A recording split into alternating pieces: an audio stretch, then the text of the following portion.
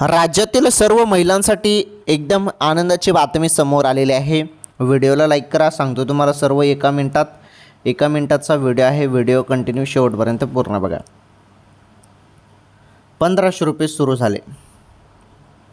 हो, सप्टेंबर हप्ता अखेर हप्ता आलाच. भरपूर दिवसापासून सर्वजण वाट बघत होते. सर्वजण प्रतीक्षा करत होते की हप्ता कधी येईल. अखेर प्रतीक्षा संपली सर्व लाडक्या बहिणींची आणि थेट हप्ता जमा होणे सुरू झाले. राज्यातील सर्व महिलांसाठी ही आनंदाची बातमी आहे.